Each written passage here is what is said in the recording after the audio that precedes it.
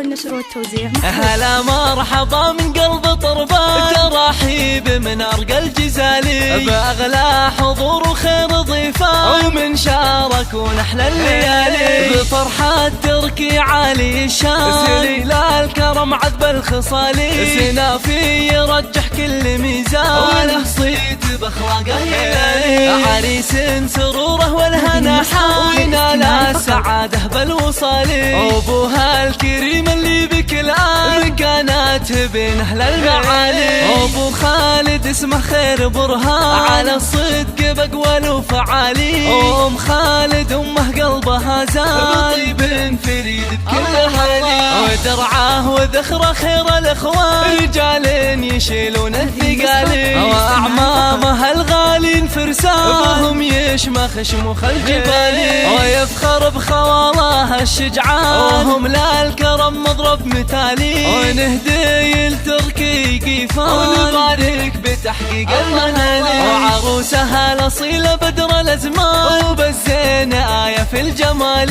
أبوها وله في العز نشان، أبو محمد فخر للرجال، عسى أفراحهم من غير نقصان، ويسعدهم الله ذو الجلال، ونهدي لتركي قيفان، ونبارك بتحقيق المنالي.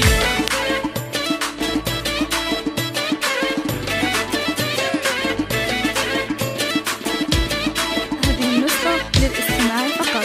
جميع الحقوق والنشر والتوزيع. هلا مرحبا من قلب طربان، ترحيب من أرقى الجزالي، بأغلى حضور وخير ضيفان، ومن شاركون أحلى الليالي، بفرحة تركي عالي الشان، سليل الكرم عذب الخصالي، سنافي يرجح كل ميزان، وله صيت بأخلاقه يلالي، عريس سروره والهنا حاينا لا السعادة بالوصالي، أبوها الكريم اللي بكل آن كانت بين أهل المعالي، أبو خالد اسمه خير برهان، على الصدق بقول وفعالي، أم خالد أمه قلبها زان، طيب فريد بكل حالي، ودرعاه وذخره خير الأخوان، رجال